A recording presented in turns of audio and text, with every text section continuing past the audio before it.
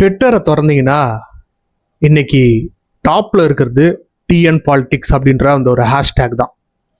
தமிழ்நாடு மட்டும் இல்லை, ஏன் இந்த இந்தியாவே ஒரு விஷயத்தை வந்து எதிர்பார்த்துருக்கு. அது என்னன்னு பார்த்தீங்கன்னா, விஜய் வந்து முதலமைச்சர் சீட்டில் வந்து உட்காருவாரா இல்லையா அப்படின்றது. இப்போ நீங்கள் பார்த்துட்டு இருக்க இந்த சமயத்தில் விஜய்க்கு இன்னுமே ஒரு 6 சீட் வந்து தேவைப்பட்டது பெரும்பான்மை அடையிறதுக்கு. அதில் ஒரு 4 சீட் வந்து கன்ஃபார்ம் ஆகிட்டு இருக்கு. சிபிஐஎம் வந்து அஃபிஷியலாகவே டிக்ளேர் பண்ணியிருக்காங்க, இந்த மாதிரி நாங்கள் வந்து விஜய்க்கு ஆதரவு தரோம் அப்படின்றது. இன்னொரு பக்கம் திருமாவளவன் வந்து இப்போ ஆன்லைன் மீட்டிங் வந்து நடத்திக்கிட்டு இருக்காரு. அவர் வந்து இந்த மாதிரி ஆதரவு தரலாமா, அவர் தந்துட்டாருன்னா மெஜாரிட்டி மார்க்கை வந்து கிராஸ் பண்ணிடுவாங்க டிவிக்கு, எல்லாரும் எதிர்பார்த்துட்டு இருந்த அந்த ஒரு நாளும் கூடி சீக்கிரத்தில் வந்துடும். இது ஒரு பக்கம் இருக்க, ஏடிஎம்கேவும் டிஎம்கேவும் வந்து அலையன்ஸ் ஃபார்ம் பண்ணுறாங்களாம். எடப்பாடி முதலமைச்சராக ஆக போகிறாரு, அதே மாதிரி டெபுட்டி சிஎம்மா உதயநிதி ஸ்டாலின் வந்து ஆக போறாரு அப்படின்னு சொல்லிட்டு ஒரு புயலை வந்து கிளப்பி விட்டுட்டாங்க. காரணம் யாரு, அது எங்க போய்கிட்டு இருக்கு அப்படின்ற அந்த விஷயத்தையுமே எல்லாத்தையும் வந்து இந்த வீடியோல வந்து நம்ம பார்க்க போறோம். கிட்டத்தட்ட கிளைமேக்ஸை நெருங்கிட்டோம் அப்படின்னு தான் சொல்லணும். 2026 தமிழ்நாடு எலெக்ஷனுக்கு நம்ம நினைச்சதெல்லாம் நடக்க போதா இல்லை இதுலேயுமே வந்து ஒரு மிகப்பெரிய ட்விஸ்ட் எல்லாம் இருக்கு, அது எல்லாத்தையும் பார்க்க போறோம். Ladies and gentleman, welcome to OG politics.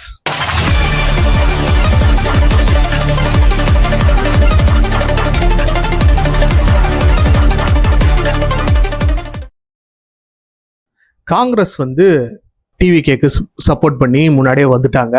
இன்னைக்கு மயிலாடுதுறையில வந்து ஆளுநரை எதிர்த்து அவங்க வந்து ஒரு போராட்டம் பண்ணியிருக்காங்க. அதாவது விஜய இன்னும் ஏன் வந்து ஆட்சி அமைக்க நீங்க கூப்பிடல, அவர் ஒரு மெஜாரிட்டியை அவர் காமிச்சிட்டாரு சிங்கிள் பார்ட்டியா, சட்டப்படி நீங்க கூப்பிடணுமே, ஏன் இன்னும் கூப்பிடல அப்படின்னு சொல்லிட்டு ஒரு போராட்டம் நடத்திருக்காங்க.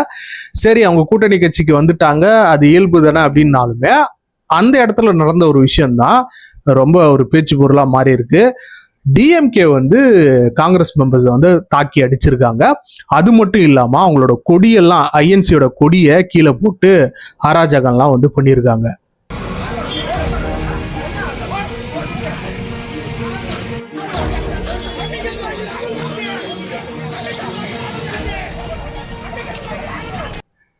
விஜய் சொன்ன மாதிரியே வந்து இந்த டிஎம்கே வந்து பிஜேபியோட பி டீம் தான் போல, அந்த அளவுக்கு வந்து போய்கிட்டு இருக்கு. இப்போதான் வந்து அவங்க கூட்டணியில விலகி இந்த மாதிரி தமிழ்நாட்டை காப்பாற்றணும் அப்படின்றதுக்காக அவங்க இந்த ஒரு முடிவை எடுத்திருக்காங்க, டிவிக்கு கூட சேர்றது அப்படின்னு சொல்லிட்டு. அதை பொறுத்துக்க முடியாம இவங்க இந்த மாதிரி நடந்துகிட்டு இருக்காங்க. இது எங்க போய் முடிய போகுது அப்படின்னு தெரியல. இன்னொரு பக்கம் டிஎம்கேவும் ஏடிஎம்கேவும் வந்து கூட்டணி வச்சு அமைக்க போறாங்க அப்படின்னு சொல்லிட்டு இந்தியன் மீடியா ஃபுல்லாமே வந்து அந்த விஷயம் பரவிட்டு இருக்கு, நீங்களும் பார்த்துருப்பீங்க. அதுக்கு ரஜினிகாந்த் தான் முக்கிய காரணம் அப்படின்னு சொல்லிட்டு இன்னைக்கு காலையில இருந்து ரஜினிகாந்தை போட்டு பறந்துகிட்டு இருக்காங்க. ஏன்னா அவர் தான் போயிட்டு இந்த மாதிரி தூது புறாவா இருந்து போயிட்டு பேசியிருக்காராம். எம்கே ஸ்டாலினை மீட் பண்ணாரு இல்லையா, அப்போ அவர் மீட் பண்ணக்குள்ளார இந்த மாதிரி நீங்களும் அவங்களும் ஏன் ஒன்று சேரக்கூடாது அப்படின்னு சொல்லிட்டு சொல்லியிருக்காரு. நினைச்சு பாருங்க, எலெக்ஷனுக்கு முன்னாடி ஒரு அறிக்கை ஒன்று விட்டிருந்தாரு, ஆதவ் அர்ஜுனாவை எதிர்த்து காலம் காத்திருந்து பதில் சொல்லும் அப்படின்னு சொல்லிட்டு. இன்னைக்கு வந்து பாத்தீங்கன்னா காலம் வந்து பதில் சொல்லிச்சு போல. ஒரு சூப்பர் ஸ்டாரா இருந்த ஒருத்தர் இப்படி புரோக்கர் வேலை பார்க்கறதுக்கு கீழே இறங்கி வந்திருக்காரு. அந்த அளவுக்கு விஜய் மேல என்ன வன்மம் அப்படின்றது நம்மளால சுத்தமாவே புரிஞ்சுக்க முடியல. ஒரு தமிழன் இங்க வந்து ஒரு சிஎம்மா ஆகிறதுக்கு என்னென்ன தடைகள்லாம் போடுறாங்க அப்படின்றத பார்க்குற இந்த சமயத்துல விஜய் பிரச்சாரத்தை அப்போ வந்து ஒரு இது வந்து சொல்லியிருந்தாரு. அந்த கிளிப் வந்து இப்போ ரொம்ப மிகப்பெரிய வைரலா வந்து போயிட்டு இருக்கு.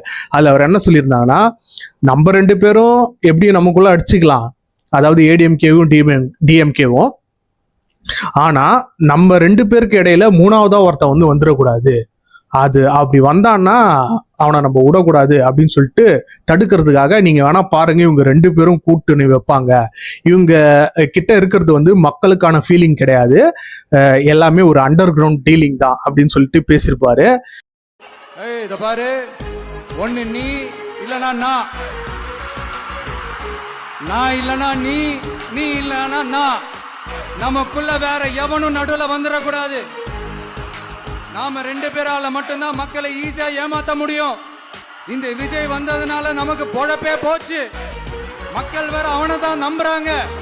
நாம வெளியே அடிச்சுக்கிற மாதிரி அடிச்சுக்கிட்டாலும் உள்ள நம்மளுடைய டீலிங் பக்காவா இருக்கணும். மக்களோட ஃபீலிங்ஸ பத்திலாம் நமக்கு கவலை இல்லை, நமக்கு டீலிங் தான் முக்கியம். மாத்தி மாத்தி ஆட்சிக்கு வந்துடலாம்னு நினைச்சோம், ஆனா அது நடக்காது போல் இருக்கு. அதனால நீ என்ன பண்ற, எஸ்ஓபின்னு போட்டு ஒரு பக்கம் அவனை தடுத்துரு, இன்னொரு பக்கம் அவன் மேல பழி போட்டு நானும் தடுத்துறேன். என்ன ஓகேவா? டீலிங் ஓகேவா? ஓவர்.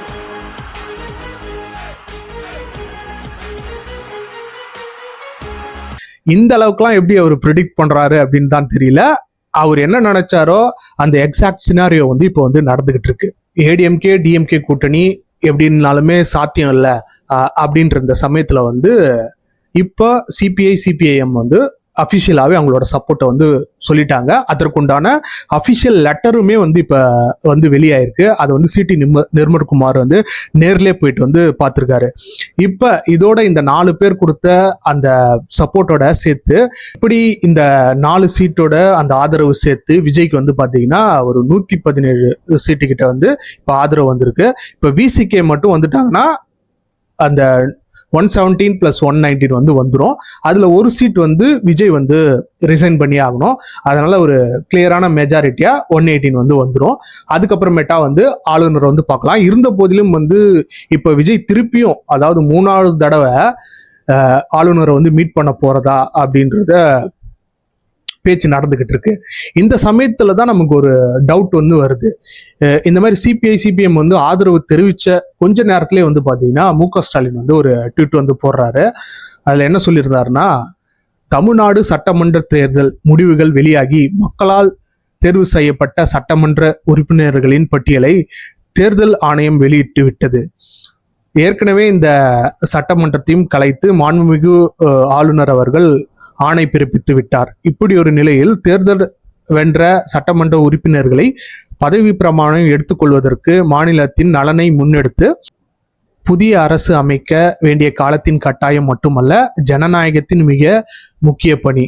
இந்த சூழ்நிலையில் அரசு அமைவதில் தாமதம் அப்படின்னு சொல்லிட்டு அவர் வந்து ஒரு விஷயத்த வந்து சொல்லியிருக்காரு. இந்த மாதிரி புதுசா ஆட்சி அமைக்கிறதுக்கு நீங்க உடனடியா வந்து கூப்பிடணும் கவர்னர் வந்து. ஏன்னா ஏற்கனவே வந்து கிளியர் மெஜாரிட்டி ஆயிடுச்சு. இந்த இடத்துல தான் வந்து டிவிகே மெம்பர்ஸ் எல்லாருக்குமே வந்து ஒரு மிகப்பெரிய சந்தேகத்தை வந்து ஏற்படுத்தி இருக்கு. இந்த மாதிரி அவங்கள கட்சியில இருந்த சில பேர் வந்து இப்ப டிவிகேக்கு ஆதரவு தெரிவிக்கிறாங்க, அவங்க கூட்டணி கட்சியில இருந்து. அதுலயும் அவங்க பிரஸ் மீட்ல என்ன சொல்றாங்க அப்படின்னு பாத்தீங்கன்னா, நாங்க டிவிகேக்கு வந்து ஆட்சி அமைக்கிறதுக்கு தான் வெளியில இருந்து ஆதரவு தரோம், ஆனா அவங்க கூட்டணி வந்து சேருவோமா அப்படின்றது வந்து கிடையாது, நாங்க டிஎம்கே கூட தான் வந்து இன்னும் கூட்டணியில இருக்கோம் அப்படின்னு வந்து சொல்லியிருக்காங்க. இந்த கூட்டணி வந்து எந்த லெவலுக்கு நிலைக்கும் அப்படின்ற சந்தேகம் வந்து டிவிகே மெம்பர்ஸ் கிட்ட ஒரு ஸ்ட்ராங்கான ஒரு விஷயமா எழுந்துகிட்டு இருக்கு. ஏன்னா எந்த சமயத்திலையும் இவங்க வந்து புடிங்கிட்டு போறதுக்கான வாய்ப்பு இருக்கிற மாதிரி தான் தோணுது. இன்னும் திருமாவளவன் வந்து கன்ஃபார்மே பண்ணல. அவர் வந்து டெபுட்டி சிஎம் வந்து கேட்கறதா இன்னொரு பக்கம் வந்து செய்திகள் போயிட்டு இருக்கு. நீங்க யோசிச்சு பாருங்க, 108 சீட்டு ஜெயிச்ச டிவிகேல இருந்து ஒருத்தர் டெபுட்டி சிஎம் ஆக்குவாங்களா, இல்ல 2 சீட்டு ஜெயிச்ச திருமாவளவன் கட்சி கேட்டாக்கா டெபுட்டி சிஎம் ஆகுவாங்களா அப்படின்னு தெரியல. அந்த அளவுக்கு வந்து ஒரு போயிட்டு இருக்கு. இதுக்கு பேசாம நம்ம வந்து ரீஎலெக்ஷனே வந்து சந்திக்கலாம் அப்படின்னு சொல்லிட்டு பல்வேறு மெம்பர்ஸுமே இப்போ அவங்களோட அதிருப்திகளை வந்து தெரிவிச்சுக்கிட்டு இருக்காங்க. ஏன்னா தளபதி விஜயை வந்து அந்த அளவுக்கு வந்து அலைய விட்டுக்கிட்டு இருக்காங்க. ஒரு ஆளுநர் போயிட்டு பார்க்குறாரு, திருப்பியும் போயிட்டு பார்க்குறாரு. இதுல இன்னொரு முக்கியமான ஒரு விஷயம்னு பார்த்தீங்கன்னா, இந்த சமயத்துல விசிகேவோட மெம்பரான சிந்தனை செல்வன் அப்படின்றவர் வந்து என்ன சொல்லியிருக்காங்கன்னா, இந்த மாதிரி டிவிகேல இருந்து எங்களுக்கு வந்து வாட்ஸ்அப் மூலியமா வந்து கேட்குறாங்க, ஃபோன் பண்ணி கேட்குறாங்க, ஆனா ஏன் வந்து நேரில் வந்து யாருமே கேட்க மாட்டுறாங்க, அதே மாதிரி ஆளுநரை எதிர்த்து பேசுறதுக்கு விஜய்க்கு துணிவு இல்லையா அப்படின்னு கேட்குறாங்க. இந்த மாதிரி டிஎம்கே கூட கூட்டணி இருந்த கட்சிகளை தான் அவர் வந்து விமர்சிச்சாரு. இப்போ அவரே வந்து எங்ககிட்ட ஆதரவு அளிக்க சொல்லி கேட்கிறாரு, அவருக்கு கூச்சமா இல்லையா அப்படின்னு சொல்லிட்டு பயங்கரமா விமர்சனம் பண்ணிக்கிட்டு இருக்காரு. இந்த நிலையில தான் வந்து விசிகே வந்து அவங்களோட டிஸ்கஷன்ஸ் வந்து வச்சுக்கிட்டு இருக்காங்க. ஸோ இது வந்து எங்க போய் முடிய போகுது அப்படின்னு தெரியல. நீங்க ஆதரவு கொடுக்காம போங்க, இதுல எது வேணா பண்ணலாம். ஆனா இந்த மாதிரி ஒரு அடுத்ததான் முதலமைச்சரா ஆகக்கூடிய ஒரு மெம்பரை கூச்சமே இல்லையா இருக்கா அப்படின்னு சொல்லிட்டு விமர்சிக்கிறது வந்து கொஞ்சம் கூட நல்லா இல்லை அப்படின்னு தான் நம்ம இந்த நேரத்துல சொல்றோம். ஏன்னு பார்த்தீங்கன்னா டிவிகேக்கு எதிராகவும் தளபதி விஜய்க்கு எதிராகவும் எலெக்ஷனுக்கு முன்னாடி அவருக்கு நிறைய பேர் வந்து பேசுறாங்க. அது ரஜினியும் ஒரு ஆளு, தம்பி ராமையா ஒரு ஆளு, அமீர் அவங்கெல்லாம் ஒரு ஆளு. ஆனா இந்த சமயத்துல வந்து பாத்தீங்கன்னா பெரும்பான்மையா அவருக்கு எதிர்த்து பேசினவங்க எல்லாருமே இன்னைக்கு சப்போர்ட்டிவா வந்து பேசிக்கிட்டு இருக்காங்க, ரஜினியை தவிர. இன்னொரு பக்கம் தம்பி ராமையா வீடியோ போட்டிருக்காரு, இன்னொரு பக்கம் மன்சூர் அலிகான் வந்து வீடியோ போட்டிருக்காரு. இந்த மாதிரி எல்லாருமே வந்து அவங்களுடைய ஆதரவுகளை வந்து தெரிவிச்சிட்டு இருக்க இந்த சமயத்துல ரஜினி மாதிரியான ஆட்கள் நீங்க விமர்சிச்சிங்க எலெக்ஷனுக்கு முன்னாடி, காலம் காத்திருந்து பதில் சொல்லும், அவருக்கு எதிரான நிலைப்பாடை டைரக்டாவே எடுத்தீங்க அப்படின்றது வந்து கிளியர் கட்டா தெரியுது. ஆனா இப்போ அவர் கிளியர் கட்டியா ஜெயிச்சிட்டாரு, 108 சீட்ல ஜெயிச்சிட்டாரு, ஒரு தனிப்பெருமையான மெஜாரிட்டியான கட்சியா வந்திருக்காரு. அது மக்களால் தேர்ந்தெடுக்கப்பட்ட ஒரு நபர். அவருக்கு எதிராக இந்த மாதிரி வேலைகள் பண்றது எந்த வகையில நியாயம் அப்படின்னே தெரியல. இதுக்குதான் பேசாம வந்து பாத்தீங்கன்னா இந்த ரீ எலெக்ஷனுக்கே போயிடலாம் அப்படின்ட்டு எல்லாரும் யோசிச்சுக்கிட்டு இருக்காங்க. ஏன் பிற கட்சி மெம்பர்ஸே வந்து பாத்தீங்கன்னா இந்த ரீ எலெக்ஷனுக்கே போயிடலாமே அப்படின்ற மாதிரி பேசிக்கிட்டு இருக்காங்க. அப்படி போனாங்கன்னா கண்டிப்பா 150 சீட்டுக்கு மேல டிவிகே ஜெயிக்கும் அப்படின்றதுல எந்த ஒரு பாரபட்சமுமே கிடையாத ஒரு சிந்தனையா இருக்கு.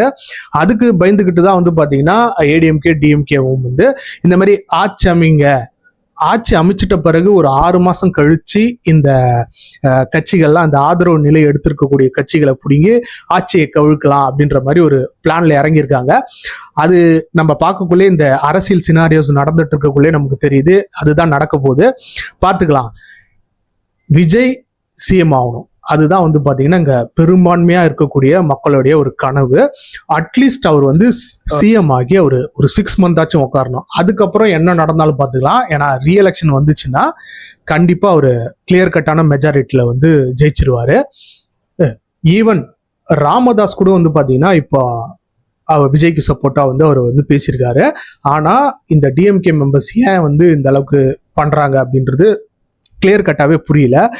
உண்மையாலுமே தளபதி விஜய் சொன்ன மாதிரி ஒரு அண்டர் கிரவுண்ட் டீலிங் நடந்துகிட்டு இருக்கா அப்படின்னு இன்னும் ஒரு 2-3 நாட்கள்ல வந்து தெரிஞ்சிடும். வந்து ஆளுநர் மேல நம்ம மாநிலத்துல இருக்கக்கூடியவங்க தவிர்த்து பயங்கரமா பிற மாநிலங்களும் சரி, ஏன் ஜம்மு அண்ட் காஷ்மீர்ல இருக்கல ஒமர் அப்துல்லா கூட விஜய்க்கு ஆதரவா வந்து பேசியிருக்காரு. ஏன் இன்னும் வந்து ஆளுநர் வந்து அவரை வந்து ஆட்சி அமைக்க விடலை அப்படின்னு சொல்லிட்டு. அதே மாதிரி கர்நாடகால டெபுட்டி சிஎம் இருக்குல்ல சிவகுமார், அவருமே வந்து சொல்லியிருக்காரு. இந்த மாதிரி தமிழ்நாட்டை தாண்டி இந்தியா ஃபுல்லாமே இந்த விஷயம் வந்து பரவிடுச்சு. இதுக்கு ஒரு முக்கியமான காரணம் என்னன்னு பாத்தீங்கன்னா, ஏற்கனவே இந்த மாதிரி சினாரியோஸ் வந்தப்ப கவர்னர் வந்து யார் பெரும்பான்மையா சீட்டு வாங்கியிருக்காங்களோ அவங்கள ஆட்சி அமைக்க கூட்டிருக்காரு. இதுக்கு பெஸ்ட் எக்ஸாம்பிள் பாத்தீங்கன்னா இப்ப ரீசெண்டா 2018 நடந்த அந்த ஒரு எலெக்ஷன்ல எடியூரப்பா வெறும் 104 சீட்டு தான் வந்து ஜெயிச்சிருந்தாரு. கிளியர் கட்டான அந்த பெரும்பான்மை வந்து அவர் எடுக்கல. இருந்த போதிலும் அவரை கூப்பிட்டு இந்த மாதிரி நீங்க ஆட்சி அமைங்க அப்படின்னு சொல்லிட்டு அப்ப இருந்த கவர்னர் வந்து சொல்லியிருக்காரு. இதெல்லாம் மேற்கோள் காட்டி தான் வந்து எல்லாருமே வந்து கேள்வி கேட்டுக்கிட்டு இருக்காங்க. அதே மாதிரி அதற்கேற்ற மாதிரி ஏற்கனவே வந்து ஒரு வெர்டிக்ட் வந்து பயங்கரமான இதுவா பரவிட்டு இருக்கா. அதாவது எஸ்ஆர் பொம்மை விசஸ் யூனியன் ஆஃப் இந்தியா அப்படின்னு சொல்லுகின்ற அந்த ஒரு விஷயம் 1994 நடந்த அந்த கேஸ்ல கிளியர் கட்டான ஒரு ஜட்ஜ்மெண்ட் வந்து கொடுத்துருந்தாங்க. இந்த மாதிரி எந்த ஒரு ரீசனும் இல்லாம ஆட்சி அமைக்கிறத தடுக்க முடியாது சென்ட்ரல் கவர்மெண்ட். இந்த மாதிரி அவங்க ஆட்சியை கலைக்கணும்னா போத் ஹவுசஸ் ஆஃப் த பார்லிமெண்ட்ல அவங்க ஒரு தீர்மானம் கொண்டு வந்து தான் கலைக்க முடியும், மைனாரிட்டியா இருக்கிற அந்த கவர்மெண்ட்டை அப்படின்னு சொல்லிட்டு கொடுத்துருக்காங்க. இப்படி சட்ட இதுவுமே வந்து டிவிகேக்கு ஆதரவா இருக்கக்குள்ளார பிஜேபி அங்க ஒரு பயங்கரமான கேம் வந்து ஆடிக்கிட்டு இருக்காங்க. அவங்களுடைய திட்டங்கள் வந்து தவிடுபடியா ஆயிடும் இன்னும் ஒரு 2 நாள்ல அப்படின்றத நம்ம கிளியர் கட்டா பார்க்க போறோம். ஸோ இதுதான் வந்து இது வரைக்கும் நடந்த சினாரியோ. பொறுத்திருந்து பார்ப்போம். விசிகே வந்து அவங்களுடைய ஆதரவு நிலையை இன்னைக்குள்ளார இல்லை நாளைக்கு கன்ஃபார்ம் பண்ணிடுவாங்க அப்படின்றது தான் இப்போ நம்மளுக்கு கிளியர் கட்டா தெரியுது. So once again thanks for வாட்சிங். மறக்காம சப்ஸ்கிரைப் பண்ணிக்கோங்க. நன்றிகள்.